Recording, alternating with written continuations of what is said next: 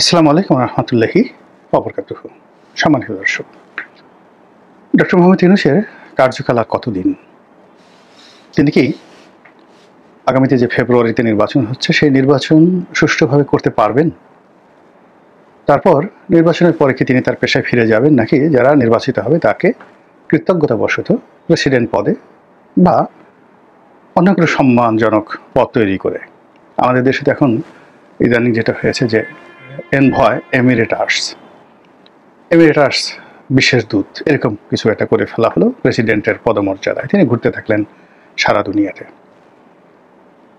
এরকম কিছু হবে, নাকি ডিসেম্বর মাসের মধ্যেই তাকে চলে যেতে হবে এবং ডিসেম্বর মাসে নির্বাচন পরিচালনা করার জন্য সংবিধানে যে সংশোধন হয়েছে বা ওই যে নির্বাচনের তত্ত্বাবধায়ক প্রথা সুপ্রিম কোর্টের রায়ের মাধ্যমে যে ফিরে এসেছে, ওটা যদি বাস্তবায়ন হয়ে যায় তাহলে বর্তমান প্রধান বিচারপতি তিনি যদি তত্ত্বাবধায়ক সরকারের প্রধান হন, তাহলে তো ডক্টর মোহাম্মদ ইউনূসকে চলে যেতে হবে। নাকি এর আগেই, মানে ডিসেম্বর তো অনেক দেরি, এটা ব্ল্যাক সেপ্টেম্বর অক্টোবর যে কোনো সময় তিনি চলে যেতে পারেন স্বেচ্ছায়, বাধ্য হয়ে বা যে কোনোভাবে। এই বিষয়গুলো নিয়ে যেভাবে আলোচনা হচ্ছে, তার সঙ্গে সঙ্গে আলোচনা হচ্ছে যে আমাদের রাজনৈতিক ভবিষ্যৎ কী? আমরা কি একটা সুষ্ঠু নির্বাচনের দিকে যাচ্ছি? আমাদের দেশে কি গণতান্ত্রিক একটা শুভ পরিণতি আমাদের জন্য অপেক্ষা করছে? এদেশের রাজনীতিতে আওয়ামী লীগ, জাতীয় পার্টি, জাসদ, সিপিবি বা ১৪ দল বলতে যেটিকে বোঝানো হয়, তাদের ভোটার সংখ্যা অলমোস্ট 50%।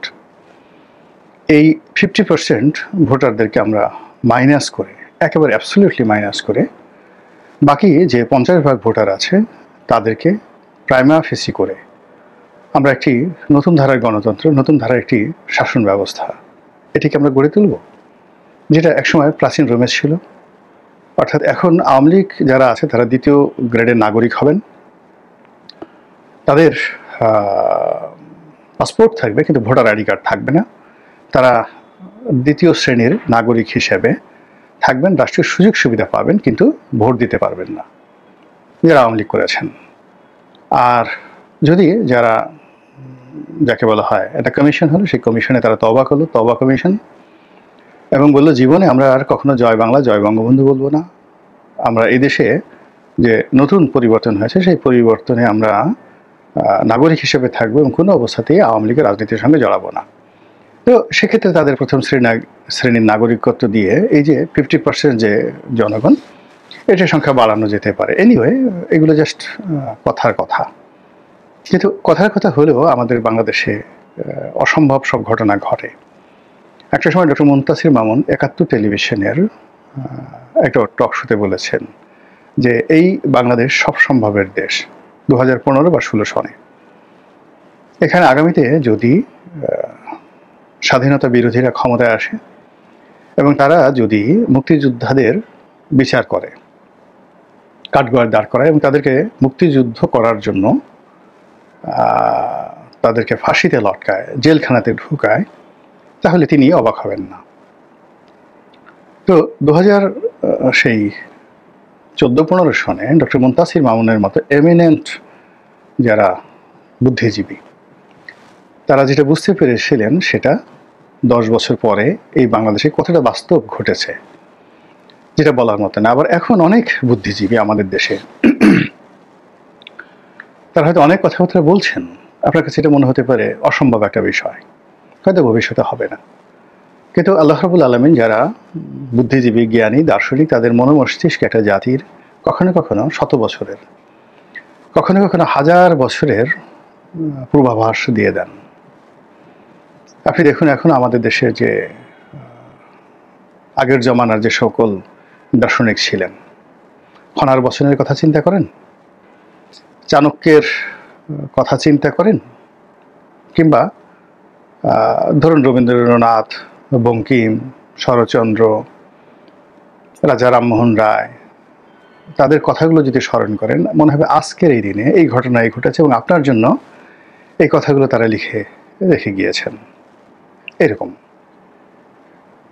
বিশ্ববিদ্যালয়কে ডাকাতদের গ্রাম বলে অভিহিত করা হয়েছিল আওয়ামী লীগ জমানাতে বা এরশাদ জমানাতে। একজন বিখ্যাত কবি আল মাহমুদ, সারা বাংলাদেশ তোলপাড় হয়েছিল। তারপর সৈয়দ শামসুল হকের, নুরুল দিনের সারা জীবন। একটু চিন্তা করে দেখেন তো, মনে হয় না যেন আজকের, একেবারে আজকের আপনার জন্য লেখা হয়েছে। তো যেটা বলছিলাম, ভাত দে হারামজাদা, নইলে মানচিত্র চিবিয়ে খাবো, বলা যাবে না, ছোঁয়া যাবে না, মানে রক্ত দিয়ে পেলাম শালার এমন স্বাধীনতা, সেই বিখ্যাত কবিতা। এটাকে আপনি কিভাবে মূল্যায়ন করবেন? তো যেটা বলছিলাম যে এই বর্তমান জমানাতে ডক্টর মোহাম্মদ ইউনূসকে নিয়ে যা কিছু হচ্ছে, আমরা ওনার পরিণতিটা আসলে কল্পনা করতে পারছি না। এর কারণ হলো ওনার যে এমন একটা আগমন হবে, আমরা সবাই তার প্রতি সিম্প্যাথাইজড ছিলাম, প্রচণ্ড সিম্প্যাথাইজড ছিলাম। এটা ছিল অনেকটা দয়া, অনেকটা করুণা, একটা মজলুম মানুষের প্রতি মানুষের যে ভক্তি এবং শ্রদ্ধা থাকে সেটা।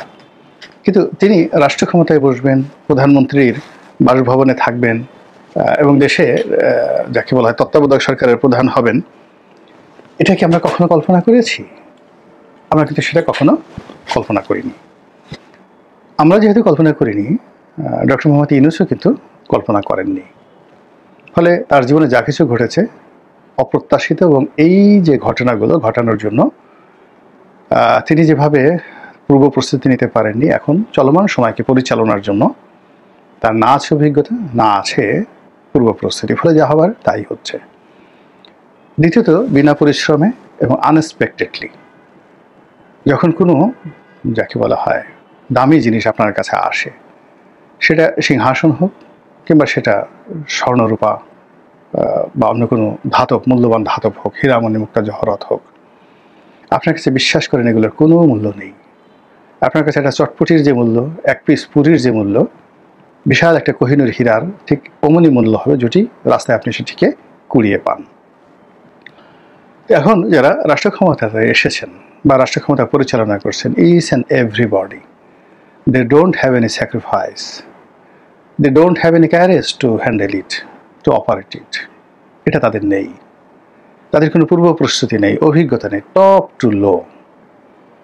যারা প্রচলিত রাজনীতি করেন, সেই প্রচলিত রাজনীতিতে মূল ধারার যারা মন্ত্রী এমপি হন, এই অভিজ্ঞতা, রাষ্ট্র পরিচালনার যে অভিজ্ঞতা তিনটি দলের আছে, আওয়ামী লীগ, বিএনপি এবং জাতীয় পার্টি। জামাতকে আমরা ভালো মনে করতে পারি, পণ্ডিত মনে করতে পারি, অনেক তাদের মধ্যে ডক্টরেট ডিগ্রি আছে, সৎ আছে, it's good, but for a primary teacher, মাদ্রাসার শিক্ষক, ভালো একটা মুদির দোকানদার, ব্যাংকের একটা ম্যানেজার, এগুলোর জন্য এই ধরনের সততা দরকার আছে। কিন্তু 18 কোটি মানুষ, যেখানে বাজে পেশায়, মানে ধরুন সৎ মানুষের কথা যদি চিন্তা করেন, 10% আমাদের দেশে সৎ মানুষ নেই। আংশিক সৎ কত পার্সেন্ট, অসৎ কত পার্সেন্ট, আর ক্রিমিনাল কত পার্সেন্ট? আমাদের দেশে কত মানুষ গরু চুরি করে, মহিষ চোরের সংখ্যা কত, তারপর ইয়াবা করে কারবার করে কত লোক, পতিতাবৃত্তি করে কত পার্সেন্ট, ছেলে পতিতা, মেয়ে পতিতা, সমকামীদের সংখ্যা কত এখন বাংলাদেশে, তারপর গাঁজাখোরের সংখ্যা কত, মদখোরের সংখ্যা কত, জুয়া খেলে তাদের সংখ্যা কত। তাহলে প্রতিটি অপরাধের যদি আপনি ধরেন, ছিনতাইকারী, চোর, ডাকাত, লুটেরা, ব্যাংক লুটেরা, মানে সিরিয়াল করে যদি আপনি সাজান, তাহলে দেখবেন 90% লোক একটা, দুটো বা তিনটি অপরাধের সঙ্গে জড়িত। এখন আপনি একজন প্রাইমারি স্কুলের খুব শর্ট টিচার, মাদ্রাসার একজন প্রিন্সিপাল, কিংবা ধরেন একজন ভালো ডাক্তার যে খুব সুন্দর করে ইনজেকশন পুশ করে, জামাত করে, আপনি এই বিশাল শ্রেণীর বদমাশ লোকদেরকে কিভাবে আপনি শাসন করবেন? জামাতের একজন নেতাকে যদি আপনি ইয়াবা বুদ্ধির সঙ্গে 5 মিনিট দেন, পাগল হয়ে যাবে। আপনি যে আওয়ামী লীগের সেই যে সম্রাট, ক্যাসিনোর সম্রাট, কিংবা ধরুন আপনার নাম শুনেছেন মুরগি মিলন, একসময় সন্ত্রাসী ছিলেন হান্নান লিয়াকত, একসময় সন্ত্রাসী ছিলেন টোকাই সাগর। তো সেই আন্ডারওয়ার্ল্ডের টোকাই সাগর, কিলার আব্বাস, ইমন, এদের সঙ্গে যদি জামাতের আমিরের মানে 24 ঘন্টা সোহবত হয়, যে আপনি খালি ক্লিয়ার আব্বাসের সঙ্গে গাড়িতে করে ঢাকা থেকে চট্টগ্রামে একা একা যাবেন, এখান থেকে একা একা যাবেন, আপনার ইমানি শক্তি কোন পর্যায়ে আছে এটা একটা প্রিলিমিনারি পরিচয় হয়ে যাবে। ক্লিয়ার আব্বাস গাড়ি চালাবেন, পাশে জামাতের আমির তসবিহ বসে জিকির করবেন লা ইলাহা ইল্লাল্লাহ, এই জিকির করতে করতে আপনি চট্টগ্রাম যাবেন। আপনি পথের মধ্যে যে কয়বার তিনি লাহুল আল্লাহ কথা বলবেন, কয়বার যে লাফিয়ে উঠবেন, একমাত্র আল্লাহ ছাড়া কেউ বলতে পারে না। জাস্ট একটা যোগ করলাম। কিন্তু যদি আপনি ক্লিয়ার আব্বাস বা তার চাইতেও সন্ত্রাসী, আপনি ধরেন দাউদ ইব্রাহিম, তো দাউদ ইব্রাহিম যদি পাশে শেখ হাসিনাকে বসাই দেন অথবা তারেক জিয়াকে বসাই দেন, তারা সারা দুনিয়া দাউদ ইব্রাহিমের সাথে ঘুরে আসতে পারবে এবং দাউদ ইব্রাহিমের সমস্ত কর্মকাণ্ড তারা শুনবেন। আবার দাউদ ইব্রাহিমকে নিজেদের প্রয়োজনে ব্যবহার করে গাবতলী গরুর হাটে তাদেরকে নামায় দিয়ে তারা ঠিকই গণভবনে আবার বসে যেতে পারবে। This is politics of Bengal. এখানে বুঝতে হবে তলোয়ারের কাজ তসবি দেওয়া হয় না। এখন বাস্তবতা হলো যে বাংলাদেশের সমস্ত রাজনীতির নিয়ামক হয়ে গেছে তসবি পার্টি। এক তসবি পার্টি জামায়াত ইসলামী, আর এক তসবি পার্টি ধরেন চরমোনাই, আর এক তসবি পার্টি ধরেন মামনুল হক, আর এক তসবি পার্টি ধরেন সেই হেফাজতে ইসলাম, আর এক তসবি পার্টি ধরেন যারা যারা আছে, যারা আমাদের প্রচলিত রাজনীতিতে যারা 10% ভালো মানুষ আছেন তাদের মধ্যে হয়তো তারা চলতে পারবেন। কিন্তু ওই 10%-এর মধ্যে যদি একজন ভাইস চ্যান্সেলর থাকেন, একজন বিজ্ঞানী থাকেন, একজন অধ্যাপক থাকেন, তাহলে তো হবে না। বিকজ জামাত মধ্যবিত্ত, নিম্ন মধ্যবিত্ত শ্রেণীকে রিপ্রেজেন্ট করেন। এখন মধ্যবিত্ত শ্রেণীর যে মানুষ যত শক্তিশালী হন না কেন, তিনি যখন একটা অভিজাত পরিবারের সন্তান, তার সমপর্যায়ের সব দিক থেকে তার সমপর্যায়ের একজন অভিজাত পরিবারের ধনী পরিবারের সন্তান, তার সাথে বসতেই তার এক ধরনের সাইকোলজিক্যাল সমস্যা দেখা দেবে।